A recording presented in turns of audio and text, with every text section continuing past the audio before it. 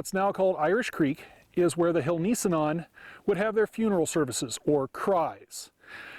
A lot of people don't understand this because it's kind of a convoluted thing. Due to the presence of grizzly bears, you couldn't bury your dead. So you would have them cremated. These rocks right here that you can see is where the dead were cremated.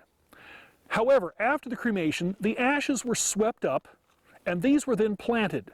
Now, my grandfather in the 1930s would take the ashes of dead tribal elders to caves.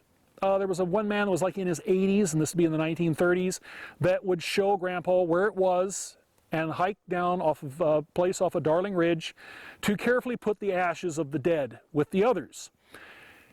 Of course, the Forest Service later asked my grandpa, hey, where's this trail? We're calling it the Nixon Trail. And my grandfather said, well, it's not a trail for white men. So on some of the old Forest Service maps, you'll see Forest Service thing will say Nixon Trail. And you know where the beginning of it is, but then there's this vague dotted line going off in the canyon. That's on purpose. It's vague. Now, even Copahembo, because he was very respected by the European American community, had a casket and a whole funeral.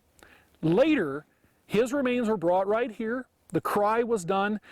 These cries, the sound could be heard as much as 5 and 6 miles away, apparently. And his ashes were then collected, carefully taken across the creek that you see here, and on the opposing hillside is where he was actually buried.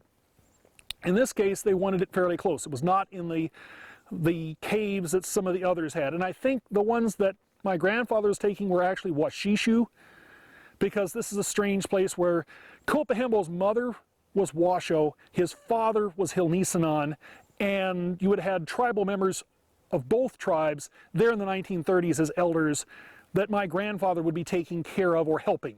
All right. So this gives you a little bit of a frame of reference. This is set aside by the county as a historic site. I'd like to see a monument put out here to at least give some credence, because I've had a lot of tribal people ask me where it is, and they miss it, because if you blink, you pass this spot. But there is really a lot of historical significance to this site. Wanted to tell you what it was that happened here.